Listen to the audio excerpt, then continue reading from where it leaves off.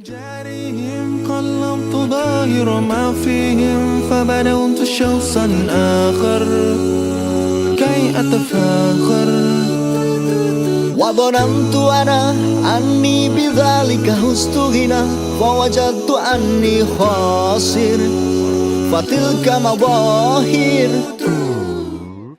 Bagaimana saudara-saudaraku? Jadi sebelum kita akan menaruh anak-anak kita di sana, kita harus memberikan pelajaran tentang bagaimana untuk membelanjakan uang dengan smart way, dengan hal-hal yang penting. Satu, harus diberikan pendidikan anak-anak kita bagaimana dia mandiri untuk megang uang.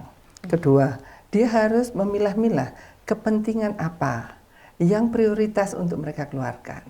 Kemudian baru prioritas yang kedua, yang tidak terlalu perlu tapi mereka ya juga perlu. Apa itu? Mungkin makanan, keripik-keripik atau apa atau nah itu mungkin perlu. Dan yang lain yang tidak perlu itu, yang tidak terlalu perlu adalah membeli pulsa. Ya Kak ya, membeli pulsa ya tidak terlalu perlu. Nah itu mungkin bisa juga diabaikan, jangan sampai urutan-urutan ini menjadi yang tidak perlu menjadi satu prioritas utama. Nah itu sebelum mereka kita kirim ke asrama, sebelum mereka kita kirim untuk belajar ke boarding school, tentunya harus kita ajarin mulai dari awal, begitu ya Kak? Ya. Nah itu mereka ini setelah mereka itu belajar seperti itu, apa saja yang mereka hadapi, Kak Maida, yang dihadapi oleh para pelajar yang harus dipersiapkan? Yang harus dipersiapkan yang pertama yaitu adalah kemandiriannya, Bunda. Kemandiriannya, nah ini kemandirian ini yang kita ini harus benar-benar mempersiapkan dari rumah ini. Iya, benar sekali. Gimana, Bang? Karena kemandirian di sini sudah harusnya dilatih dari sebelum dia mondok. Jadi karena pendidikan di pesantren itu tidak hanya memprioritaskan selain kita juga melihat ketakwaan kepada Allah, kemudian akhlakul karimah, juga yang terpenting adalah tujuan pendidikan terutama di pesantren adalah yaitu membentuk kemandirian seperti itu. Nah, bagaimana persiapan apakah yang harus disiapkan oleh santri sebelum masuk ke pesantren? Pertama, yaitu melatih anak itu untuk mandiri terlebih dahulu di rumah. Saya tanya dulu nih, apakah para bunda sudah membiasakan anaknya menyapu? Coba. Iya. Kedua, apakah setelah makan cuci piring ataukah mencuci pakaian? Apakah sudah dibiasakan seperti itu?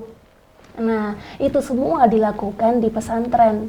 Jadi segala urusan pribadi dia, pekerjaan dia, semuanya itu diurus dengan secara pribadi, secara mandiri dia sendiri. Jadi yang prioritas adalah kemandirian Bunda, seperti itu, karena sudah jauh dari orang tua.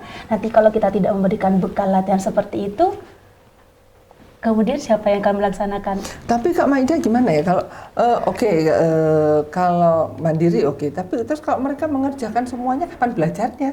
Nah, ini kan pertanyaan kita ya, pertanyaan kita sebagai orang tua ya. Mereka mengerjakan semuanya sendiri, terus lalu kapan belajarnya ya?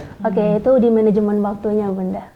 Di manajemen waktunya bagaimana? Di pesantren yang kami tempati, ada lembaga yang memang kita di situ menjadi pengasuh mereka. Jadi kita tahu persis pendidik ya.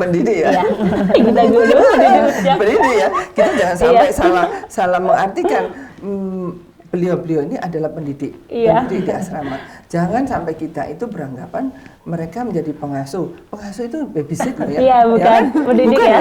Bukan. Beliau-beliau itu bukan babysitter, tapi beliau-beliau ini Masya Allah pendidikannya sudah luar biasa. Mereka bertugas untuk mendidik anak-anak kita di sana. Nah kadang-kadang kita sebagai orang tua, kadang-kadang kita ini suka lupa, terus menyepelekan. Nah ini jangan sampai terjadi, karena anak kita jadi atau tidaknya tergantung para pendidik-pendidik kita, bagaimana beliau-beliau bekerja sama dengan kita. Betul kan? Ya, benar sekali Bunda. Iya, kita mengetahui setiap hari 24 jam bagaimana aktivitas mereka. Jadi kita dari sebelum tidur sampai tidur lagi, bangun tidur lagi bersama mereka selalu 24 jam. Jadi benar-benar tahu di lapangan itu bagaimana sih cara mendidik anak, terutama di kemandiriannya. Kami temukan santri kami menyapu saja tidak bisa, Bunda. Subhanallah. Menyapu saja tidak bisa. Jadi kita memang benar-benar dari awal itu bagaimana cara menyapu itu kita ajari. Tapi mungkin itu kalau di rumah itu sekarang ini kan musim robot. Nah, ya, itu iya. Jadi nyapunya itu pakai robot mungkin ya. Yang kita pencet yang ada sendiri tinggal Iya, pakai robot itu benar mungkin sekali. ya. Benar sekali, Bunda. Itu ternyata saya tanyakan apakah di rumah diajarkan, Nak? Tidak, Ustazah. Karena di rumah sudah ada pembantu, semua difasilitasi, semua dibantu. Kita ingin apa sudah ada.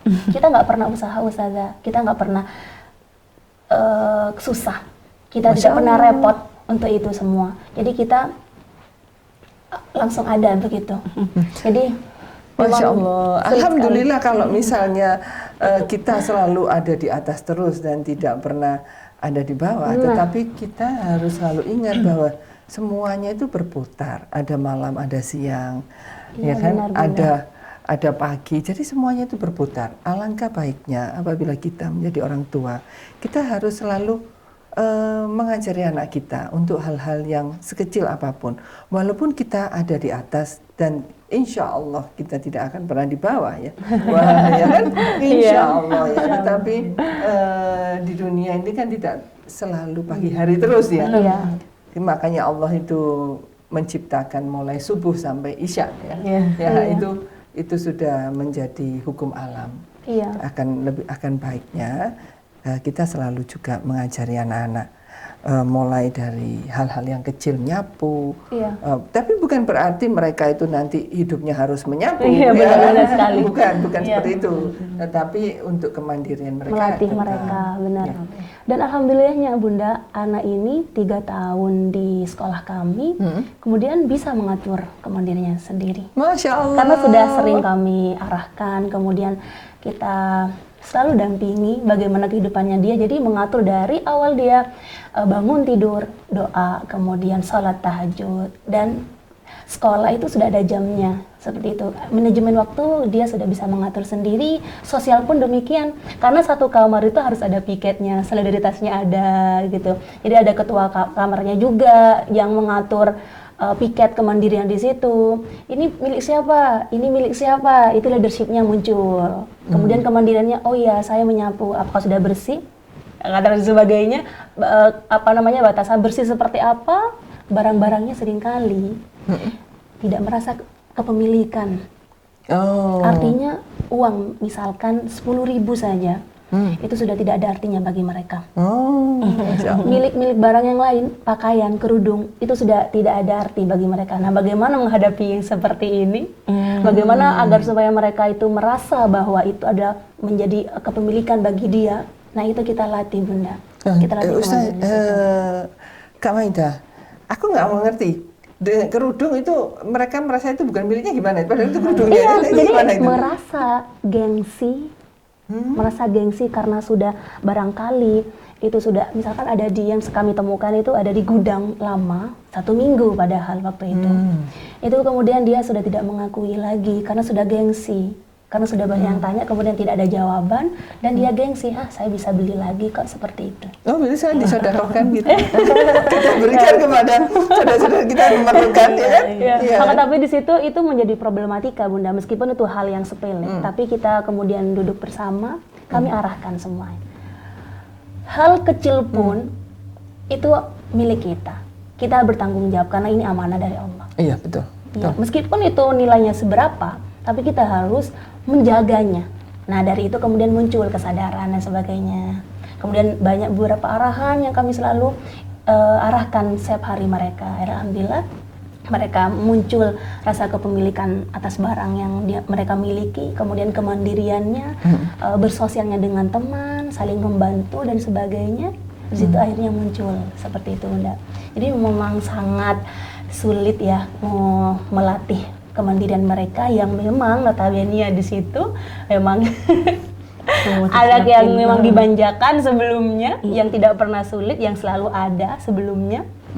Jadi tidak pernah susah, tidak pernah merasa dari nol seperti itu. Jadi dia apa-apa didampingi, apa-apa sudah ada dan sebagainya, itu tidak melatih kemandiriannya.